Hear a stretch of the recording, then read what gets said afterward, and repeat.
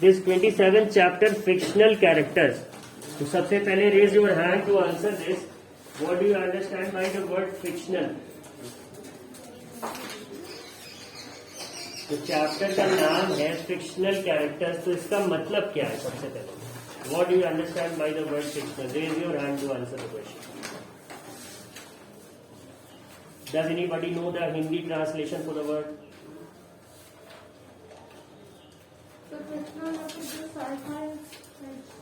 बैठ जाओ. वो whenever a movie or a TV serial starts, so you must have heard this preface that comes before the start of the program. कि इस घटना के सभी पात्र काल्पनिक हैं, जिनका किसी भी जीवित या मृत व्यक्ति या वस्तु से किसी प्रकार का कोई संबंध नहीं है. अगर पाया जाएगा तो इसे मात्र एक संयोग है. डिस्क्लेमर. हाँ, डिस्क्लेमर जो है, ठीक है. आई wasn't getting this word. Yes.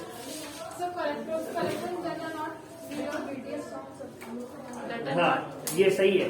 Exact meaning तो उसकी है ये. बैठ जाओ. Thank you. अब फिक्शनल जो वर्ड है एग्जैक्टली जो उसका हिंदी वर्ड है, दैट्स काल्पनिक, imaginary, something that is not real, something that a story teller ने खुद बनाया, something that a story teller has created himself. ठीक है. Suppose you start writing the story of a boy who studies in class 8.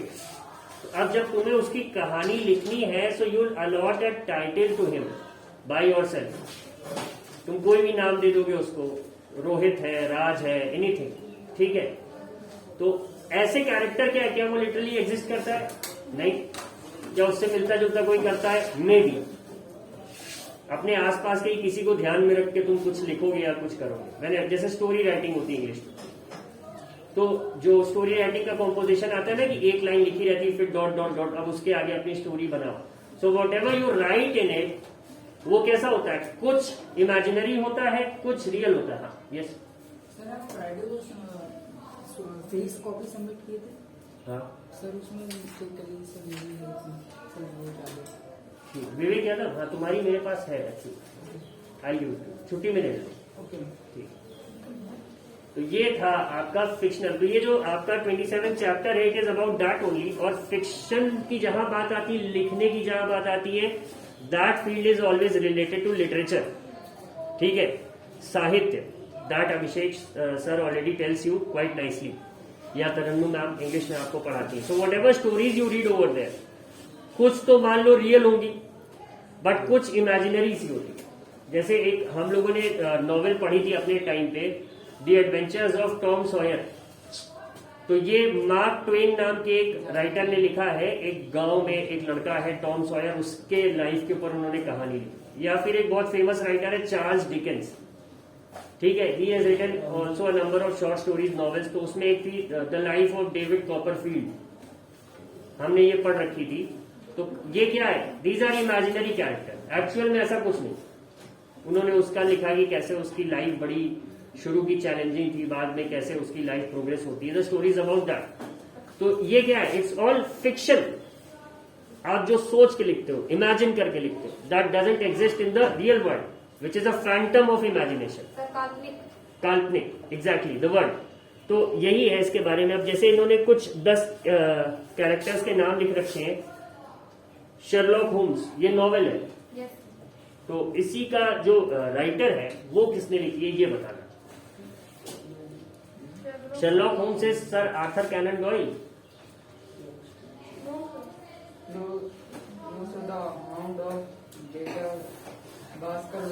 The hounds of बास्कर्सविल.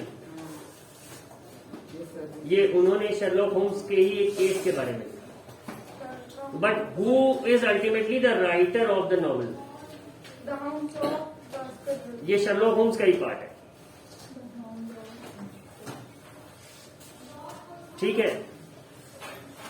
Right the literary works name against each fictional character. तो ऐसे तो the scandal इन बेल्ग्राविया भी हो सकता है, professor James Moriarty हो सकते हैं, तमाम शर्लॉक होम्स की पार्ट है जो वो सब लिख सकते हैं. बट इन्होंने अगर द हाउंड्स ऑफ बास्कर्सविल लिखा है तो वो कैसे लिखा है मुझे नहीं पता.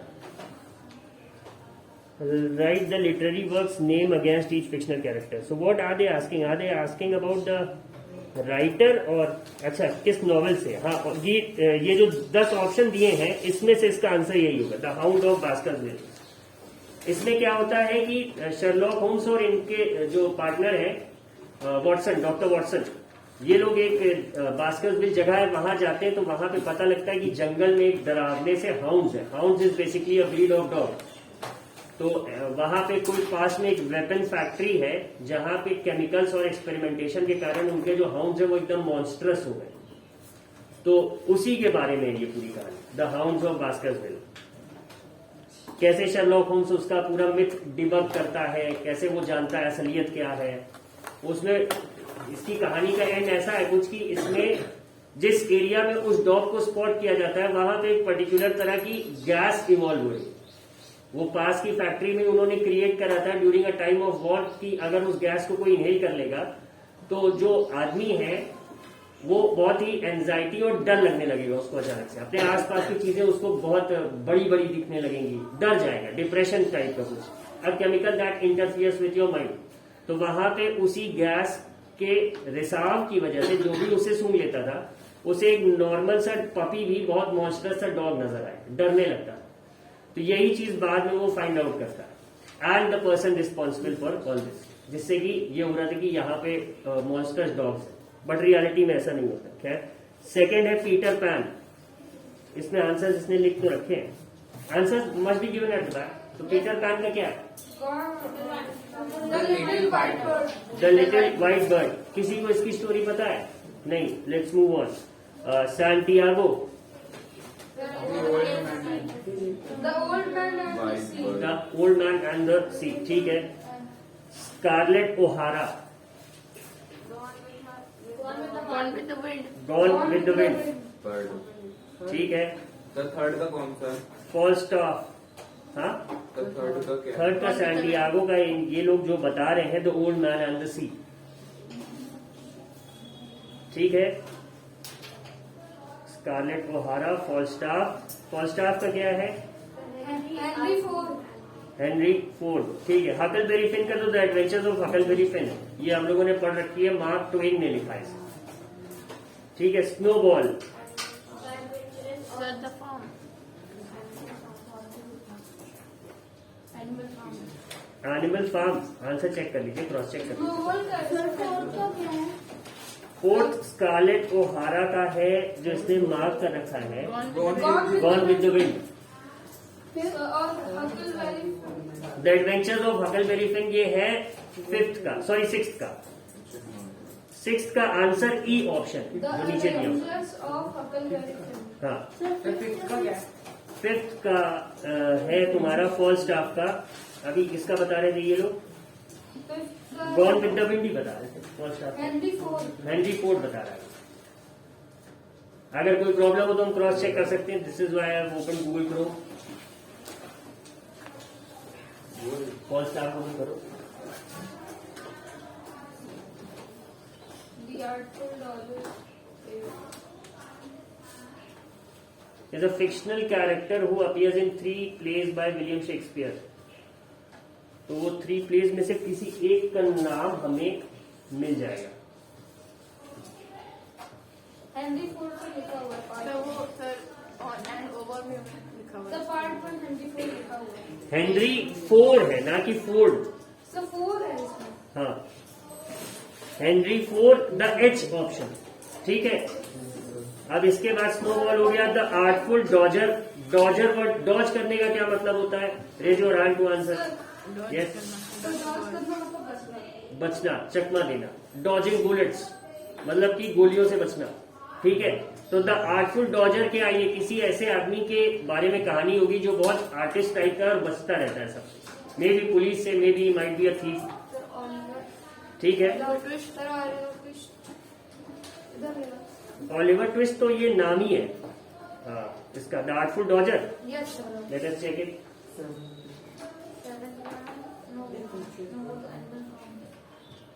No. सर आ गया।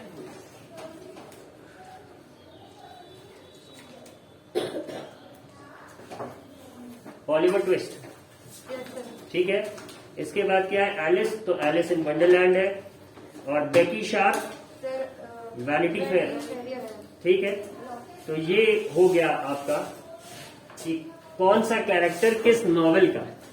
And some of these are very interesting novels such as Oliver Twist, the adventures of Huckleberry Finn, the hound of Baskerville, और old man and the sea is also very interesting story. Read करिएगा ये सब सभी। Sir, Little White Bird and Peter Pan. Sir, Alice in the Wonderland. Alice in Wonderland भी पढ़ी हुई कहानी, I can't remember the author, ठीक है। अब इसके बाद क्या है, यूनिक लिटरेरी फॉर्म्स। जैसे आर्ट में फॉर्म्स होते हैं, मधुबनी आर्ट है या इस तरह से, वैसे लिटरेचर में भी फॉर्म्स है, देयर आर फॉर्म्स। तो उसके बारे में थोड़ा सा, different kinds of literary styles और राइटिंग्स आर कॉल्ड GENRES। इसको क्या बोलते हैं, इसको यॉनर बोलते हैं, ठीक है। देखते हैं what does Google have to से।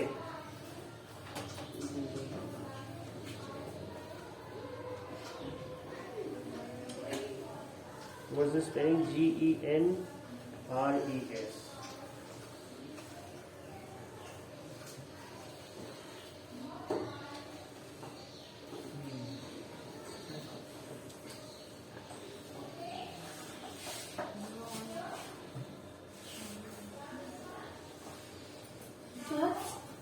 Yes. सर शालिनी मैम ने किसी भैया को बुलाया था। किस भैया? Genres. ठीक है। इसका जो नॉर्मल प्रोनाउंसिएशन है वो यॉनर है या जॉनर है, ठीक है। Genres. ये याद रखेंगे, चले जाओ, तुम्हें जाना भी है वैसे, ठीक है। ये हो गया। अब इसमें क्या क्या है, अदर, जैसे मूवी में जॉनर्स होते हैं तुम्हारे, एक्शन, थ्रिलर, कॉमेडी, ड्रामा, अलग अलग तरह की, साई-फाई थ्रिलर। जैसे एवेंजर्स किस में आती है, साई-फाई में। एक्शन थ्रिलर कौन सी हो जाएगी, सपोज करो तुम्हारा जेम्स बॉन्ड, ठीक है। ड्रामा में कोई बहुत ड्रामेटिक सी कहानी, जैसे अभी जो सुशांत सिंह राजपूत की लेटेस्ट मूवी आई थी, तो वो एक इंग्लिश मूवी का रीमेक है, the fault in our stars. तो the fault in our stars is what, drama, मतलब इमोशनल है वो थोड़ा सा, ठीक। तो इसी तरह से अलग अलग इसमें, अब पोइट्री हो गई, कॉमेडी हो गई, ट्रेजेडी हो गई। ट्रेजेडी मतलब कि किसी के साथ कुछ घटना घट जाए, उसके ऊपर वो पूरा बना हुआ है। There are many sub forms of literature. तो अब जैसे इसमें फर्स्ट वाला है, use the clues to name the correct literary form. Style of writing characterized by elements of fear, horror, death and glories with romantic elements like nature, individuality and intense fear or suspense. ये क्या हो जाएगा, gangster chick, cringe comedy नहीं, gothic literature, interior monologue, closet drama, black comedy, ये कैसा। Check the answer, please cross check it. First वाले 28 chapter का जो फर्स्ट है, गॉथिक लिटरेचर। गॉथिक लिटरेचर हो गया। सेकंड वाला literary style that glamorises the criminal world, जैसे जॉन विक, अभी एक मूवी आई है। If you all have heard about the movie the godfather, एक नॉवेल पे बेस्ड है, मारियो पूजो नाम के राइटर ने इसे लिखा है, ठीक है। तो ये सब जिसमें क्रिमिनल वर्ल्ड को एकदम ग्लैमरस और ग्लोरीफाइड दिखाया जाता है, ये उस पे, तो ये कौन सा हो जाएगा, गैंगस्टर चिक, बिल्कुल। अब थर्ड वाला है literary writing that expresses the characters inner thoughts, interior monologue. Inner thoughts से इंटीरियर ही आ जाएगा। मोनोलॉग मतलब क्या होता है, dialogue happens between two people. Monologue जो एक इंसान अपने से बातें करता है, जैसे हम अपने से बात करते रहते हैं अक्सर। Whenever we are cycling or we are sitting alone on the terrace, तो अक्सर कुछ थॉट्स हमारे दिमाग में चलती रहती है। That is what, that is interior monologue. जैसे किसी मूवी में दिखाते हैं कि जो कैरेक्टर है उसके अंदर से ही उसी की एक परछाई सी निकल के आ रही है, उससे बात कर, ठीक है। That is what, interior monologue. This is how one talks to oneself. Literature में इस फॉर्म में भी लिखा जाता है। अक्सर आप कहानियां पढ़ते हैं तो उसमें जैसे किसी से बात हुई, The shopkeeper said, "How much do you want?" So you said, "I want 5 kgs." तो उसके बाद एक लाइन लिखी रहती है ना, By the look of the shopkeeper, I thought he was a very rugged man, but he came out to be a softer person. तो ये जो बात राइटर लिख रहा है, उसका जो डिस्क्रिप्शन जो वो अपने आप से बात करके लिख रहा है, this is a part of interior monologue. ठीक है. इसके बाद क्या है, literary style of comedy which makes light of subject matter that is generally taboo. Taboo मतलब कि जिन बातों पे हम बात नहीं करते, जिन्हें आज भी हम थोड़ा सा कहते हैं कि ये बातें अभी तुम छोटे हो या खुले में ऐसी बातें नहीं करनी चाहिए, उन्हें हम टैबू कह देते. तो यहाँ पे तो वो क्या हो जाएगी, ब्लैक कॉमेडी. ठीक. Literary genre of comedy that derives humour from social awkwardness. Cringe comedy. What is cringe? Cringe the word is not used in a very good sense. और अगर तुम इसका जो एक्सप्लेनेशन है, literary genre of comedy that derives humour from social awkwardness. अब social awkwardness कहाँ पे होगी, ऐसी सिचुएशंस आप देखेंगे तो उससे जुड़ी जो चीजें वो है. अब ये तुम पूछ रहे हो तो तुम्हें पता है इसका मतलब, तभी तुम पूछ रहे हो. ठीक है. A play written specifically to be read by a reader और to be read aloud in a small group but not to be performed on the stage. तो लास्ट ऑप्शन ही वही बच रहा है, क्लोसेट ड्रामा. ठीक है. Closet is a word use for an अलमीरा, बंद जगह जहां पे आप अक्सर कुछ सामान रखते हो. घरों में क्लोसेट होते हैं, जिसको हम लोगों की आदत बोलने की दुछत्ती है. ठीक है. जहाँ पे आमतौर पे कबाड़ टाइप के या साल भर में कभी यूज होने वाले सामान रख दिए. हाँ, वो हो गया. तो क्लोसेट वहां पे कह दिया because they close it, it's behind a close door. तो ये हो गया आपका 28 चैप्टर. लिटरेचर से रिलेटेड था, अच्छी है. Latest look at the 29th one. ये भी कुछ लिटरेचर से ही जुड़ा लग रहा है. English novels written by Indians. तो now English is a foreign language to Indians. हमारे पास बहुत सारी लैंग्वेजेस थी, तमिल, तेलुगु, बंगाली, हिंदी, उड़िया हो गई, असमीज हो गई, but English is a foreign language. तो अगर कोई नॉवेल इंडियन किसी इंग्लिश लैंग्वेज में लिख रहा है तो उसकी ज्यादा वैल्यू हो जाती थी. ठीक है. एंड ऑब्वियसली द कॉज की we were ruled by the British for 200 years. तो इंग्लिश लैंग्वेज आ जाती थी. वो सिखाते थे हमें because they needed cheap clerks. वही काम रिटर्न में कराएंगे तो उन्हें ज्यादा सैलरी देनी पड़ेगी. उतनी सैलरी में 5 इंडियन से वो काम करा लेंगे, बशर्ते उसको इंग्लिश आती. ठीक है. तो ये चीज है. अब अगर देखा जाए तो सबसे पहले ऑथर का नाम है V.S. नायपॉल. तो इन्होंने कौन सी लिखी, please look for it. V.S. House of Mr.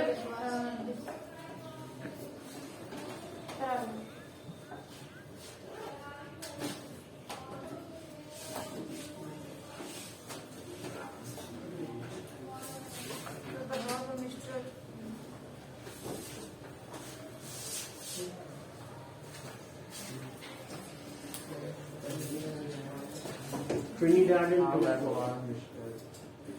ठीक है. अच्छा, इसके आंसर्स तो दिए हुए ना, then why am I wasting time. V.S. Naipaul ने कौन सा लिखा है, क्या बात है इनका?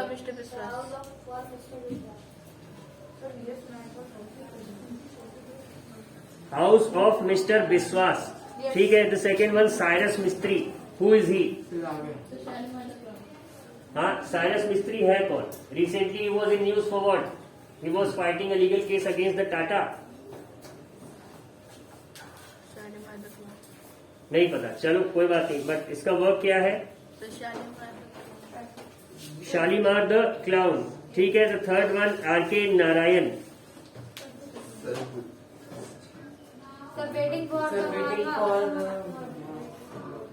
Waiting for the Mahatma. ठीक है. Fourth one Kiran Desai.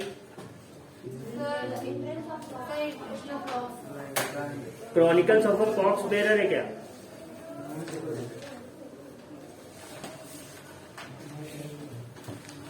Are the answer there or not? Check करो, क्रॉस चेक करो. Kiran Desai. Ji. The inheritance of loss. ठीक है. देन मार्केट, क्योंकि अल्टीमेटली आंसर हम क्रॉस चेक तो वहीं से करेंगे. What about the fifth one? Salman Rushdie. Shalimar the clown. दिया था। ठीक है, since the bell is there, we'll be stopping over here.